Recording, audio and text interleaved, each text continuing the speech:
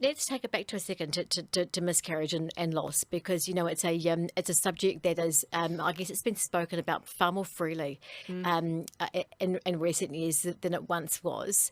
And I remember my very first pregnancy, and this will probably be a surprise to my family members.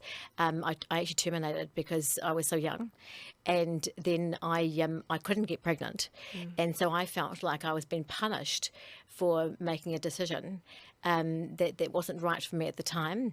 And then I remember going for that, I think it was like a 6 or 8 week check, and there being no heartbeat, and by then, because I'm so impulsive, I told everyone I was pregnant, and I remember the impact was massive, and the grief was significant. And wherever I looked, I remember after the DNC, and the obstetrician saying, "Ellie, you'll be good to go again. This happens frequently," and me thinking this is punishment for something I did years ago.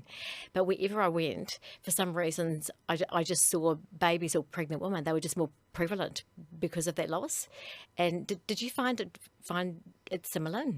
I resonate a lot with what you said, and you would remember the guilt pangs that you get, and the grief where you go, yeah, well, maybe I wasn't deserving. For me, it was like my body failed me. It was literally, I am not good enough to carry this through. And as I understood some of the reasonings, because my big question at the time was, why does it keep happening? I had one before I had my son. I didn't realize he was going to be our miracle child. And first pregnancy, I think I was 37. You don't think, you skip over that chapter. It's just not going to be me. I'm healthy. I'm young. I was unprepared, and I couldn't understand. And then the consecutive ones, you didn't think it was going to happen another time and another time and another time. Did you find that because you'd had a child, that the sympathy was lessened than had you not had a child, that there were people that actually blurted out, well, at least you've got a child, when really grief is grief, whether you've got a child or not?